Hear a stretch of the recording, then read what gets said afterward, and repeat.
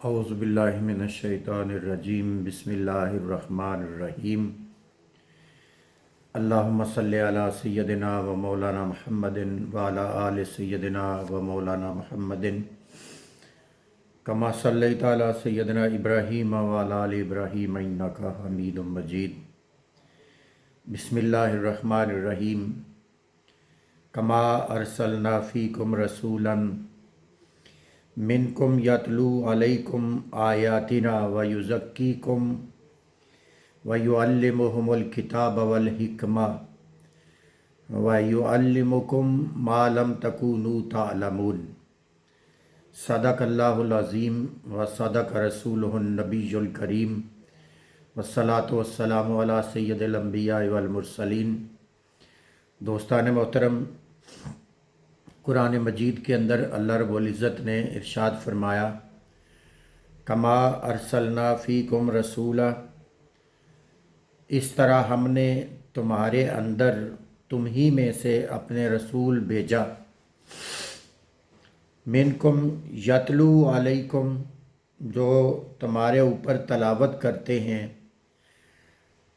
آیاتنا، ہماری آیتیں، ویزکیکم، اور تمہیں تمہارا تزکیہ فرماتے ہیں، ویعلمکم، اور تمہیں علم دیتے ہیں، کتاب کا، والحکمہ، اور حکمت سکھاتے ہیں، ویعلمکم، اور تمہیں علم دیتے ہیں، ما لم تکونوا تعلمون، جس کو تم پہلے نہیں جانتے تھے۔ اس آیت کریمہ کے اندر پہلی بات جو اللہ رب العزت نے بڑے ہی خوبصورت انداز میں بیان فرمائی، فرمایا کما ارسلنا فیکم رسولا، جیسا کہ ہم نے تمہارے اندر رسول صلی اللہ علیہ وسلم کو بھیجا۔ بعض لوگ اس جگہ پہ مغالطہ کھا جاتے ہیں کہ چونکہ اللہ پاک یہ فرما رہے ہیں کہ تمہارے اندر بھیجا، تم ہی میں بھیجا، اس لیے حضور نبی کریم صلی اللہ علیہ وسلم بھی ہماری طرح کے بشر ہی ہیں۔ وہ اس بات پر غور نہیں کرتے کہ ہمارے بارے میں اللہ رب العزت نے کبھی یہ نہیں فرمایا کہ ہم نے تمہیں بھیجا، بلکہ ہمیں تخلیق کیا اللہ پاک نے۔ لیکن رسول پاک صلی اللہ علیہ وسلم کو اگرچہ تخلیق کیا، لیکن تخلیق کی بات اللہ رب العزت یہاں نہیں فرما رہے، یہاں بھیجنے کی بات فرما رہے ہیں، کیونکہ تخلیق کیا جانا یہ تو انڈرسٹوڈ بات ہے، اس میں کوئی مطلب الگ سے کوئی چیز یا افادیت نہیں ہے۔ افادیت یہ ہے کہ عام لوگ پیدا ہوتے ہیں اور اپنی ترتیب کے ساتھ جیسے عام لوگ پیدا ہوتے ہیں ہوتے رہتے ہیں، مگر ان لوگوں میں پیدا کر کے بھیجا جانا، اس کا مطلب بڑا واضح ہے کہ یہ جو جن کو ہم بھیج رہے ہیں یہ کوئی عام لوگ اور تمہاری طرح کے عام انسان نہیں ہیں، بلکہ یہ اللہ رب العزت کے خاص الخاص لوگ ہیں، اللہ رب العزت کے مقربین ہیں اور اللہ رب العزت کے محبوبین ہیں۔ اور جو اللہ کا مقرب ہوتا ہے، جو اللہ کا محبوب ہوتا ہے، وہ کسی چیز کا مالک نہ ہو، کسی چیز کا مختار نہ ہو، کسی چیز کے کرنے کی صلاحیت نہ رکھتا ہو، تو یہ کیسی محبوبیت ہے؟ تو جب کسی کو محبوبیت کا تاج پہنایا جاتا ہے تو اسے وہ گن اور وہ ساری صلاحیتیں اور وہ ساری خوبیاں بھی عطا کی جاتی ہیں جو اللہ کا مقرب اور اللہ کا محبوب بننے کے قابل ہوتی ہیں۔ تو اس لیے یہ جو آیت کریمہ ہے، اس میں بڑا واضح اللہ پاک ارسلنا، ہم نے بھیجا، یہ جو فرمایا ہے اللہ پاک نے، یہ بڑا واضح اور کلیئر کر رہا ہے کہ جو ہمارے انبیاء علیہم السلام ہیں وہ آئے تو ہیں تو تمہارے ہی اندر، ظاہراً ان کی شکل و صورت بھی انسانوں جیسی، انسانوں والی ہے، مگر یہ بات کبھی نہ بھولا کرو کہ تمہیں ہم نے بھیجا نہیں ہے، تمہیں صرف پیدا کیا ہے اور ہم اپنے مقربین کو، اپنے انبیاء کو بھیجا بھی ہے، پیدا بھی کیا اور بھیجا بھی ہے۔ یہ جو بھیجنے کی اضافی خوبی اور صلاحیت ہے اور اعلیٰ مقام اور مرتبہ ہے، یہ تمہیں ہر کسی کو نصیب نہیں، یہ صرف ہمارے انبیاء علیہ الصلاۃ والسلام کو، اور بالخصوص اس آیت کریمہ کے اندر اللہ رب العزت نے حضور تاجدار کائنات صلی اللہ علیہ وآلہ وسلم کی بات کی تو فرمایا میرے محبوب کو یہ شان حاصل ہے کہ ان کو، باقی سب پیدا ہوئے، یہ بھی پیدا ہوئے، لیکن ان کو ہم نے بھیجا ہے۔ ان کا تعلق بھیجنے میں ان کا ایک مقام ہے، ان کا ایک مرتبہ ہے، یہ تم سارے لوگوں میں سے اعلیٰ و ارفع ہے، کسی اور کو بھیجا نہیں ہے۔ یہ محبوب صلی اللہ علیہ وآلہ وسلم ہی ایک ایسی ہستی ہیں جن کو ہم نے بھیجا ہے۔ تو جب بھیجا ہے اور اللہ پاک اس بات کو کلیئر فرما رہا ہے تو اس کا مطلب یہ ہے کہ رسول عام لوگوں جیسا نہیں ہے۔ رسول پاک صلی اللہ علیہ وآلہ وسلم دیکھنے میں اگرچہ ان کے بھی 2 ہاتھ ہیں، 2 آنکھیں ہیں، 2 کان ہیں، چہرہ مبارک ہے، بازو ہیں، سارا جسم نظر آتا ہے، مگر یہ کبھی گمان نہ کرنا کہ جس طرح تم دیکھتے ہو یہ میرا محبوب صلی اللہ علیہ وآلہ وسلم مقام کے اعتبار سے بھی اسی طرح ہے، ایسا نہیں ہے۔ مقام کے اعتبار سے میرے حبیب صلی اللہ علیہ وآلہ وسلم کا جسم اطہر بھی تم میں سے اعلیٰ ہے، میرے محبوب کی ہر بات تم میں سے اعلیٰ ہے۔ تم حضور میرے محبوب کے ہاتھوں کو دیکھتے ہو تو وہ بھی بے مثل اور بے مثال، میرے محبوب کے چہرے کو دیکھتے ہو تو وہ بھی بے مثل اور بے مثال، غرضے کہ اگر تم ظاہری شکل کو دیکھو تو تب بھی میرا محبوب بے مثال ہے، اور اگر تم باطناً دیکھو تو تب بھی میرا محبوب بے مثال ہے۔ منکم، اور پھر اگلی بات اللہ رب العزت نے اس آیت کریمہ کے اندر فرمایا یتلو علیکم آیاتنا، میرے محبوب کی شان یہ ہے کہ تم سب ان پڑھ ہو، تم سب بے علم ہو، تم سب زمانہ جاہلیت میں رہ رہے ہو، اور اے مکے کے لوگو میرے محبوب کی شان یہ ہے کہ وہ یتلو علیکم آیاتنا، وہ تمہارے اوپر ہماری آیتیں تلاوت کرتے ہیں۔ بڑی توجہ طلب بات ہے ان لوگوں کے لیے جو یہ کہتے ہیں کہ حضور نبی کریم صلی اللہ علیہ وآلہ وسلم امی ہے، ان پڑھ ہے، معاذ اللہ ان پڑھ کا ترجمہ کرتے ہیں۔ ان کو اللہ رب العزت نے جواب دیا کہ اگر ان پڑھ ہیں تو آیتیں کیسے پڑھتے ہیں؟ اگر ان پڑھ ہیں تو آیتیں کیسے تلاوت کرتے ہیں؟ اس کا مطلب اگر آیات تلاوت کرتے ہیں تو میرے محبوب ان پڑھ نہیں ہیں بلکہ پڑھے لکھے ہیں۔ صرف سورس آف نالج جو ہے وہ دنیا میں سے کسی کا نہیں ہے، کسی سے انہوں نے نہیں لیا، وہ ڈائریکٹ اللہ رب العزت کے فیض یافتہ اور اللہ رب العزت کی بارگاہ سے تعلیم و تربیت یافتہ ہیں۔ یتلو علیکم آیاتنا، وہ ہماری آیتیں تلاوت کرتے ہیں۔ تو اب آیتیں پڑھی ہیں، پڑھنا آتی ہیں، تلاوت کرنا آتی ہے، تو تب ہی تو تلاوت کرتے ہیں۔ تو پھر امی کیسے ہوئے، ان پڑھ کیسے ہوئے؟ معاذ اللہ استغفر اللہ، ان پڑھ نہیں ہیں پڑھے لکھے، مگر اس انسٹیٹیوشن سے نہیں پڑھے جس سے تم پڑھے ہو، اس ادارے سے نہیں پڑھے جس سے تم پڑھے ہو، اس ظاہری استاد سے علم انہوں نے حاصل نہیں کیا جن سے تم کرتے ہو، بلکہ وہ ہمارے یہاں سے یعنی اللہ رب العزت کی بارگاہ سے پڑھ کے آئے ہیں۔ وَيُزَكِّيكُمْ، اگلی بات فرمائی وہ تمہارا تزکیہ کرتے ہیں۔ اب یہ بڑی توجہ طلب بات ہے، تزکیہ، پاکیزگی کرنا، تمہارے خیالات کی، تمہارے نفوس کی، تمہاری نیتوں کی، تمہارے ارادوں کی، ہر چیز کا وہ تزکیہ کرتے ہیں۔ تزکیہ کسی ظاہری عمل کا نام نہیں ہے، تزکیہ انسان کے من کا، اس کی سوچ کا، اس کے اندر کی کیفیات کا پاک ہونا، اس کا نام تزکیہ ہے۔ یعنی انسان کی جو فطرت ہے وہ اگر اچھی ہے تو وہ اچھا بندہ ہے، اور اگر اس کی فطرت بری ہے تو وہ برا آدمی ہے۔ تو محبوب میرے حبیب کی شان یہ ہے، ہم نے ان کو یہ مقام، یہ اعلیٰ اور عرفہ مقام عطا فرمایا ہے کہ वयुज़क्कीकुम, वो तुम्हारा तज़किया नफूस करते हैं, वो तुम्हारे अंदर की हालत और कैफियत को दुरुस्त करते हैं।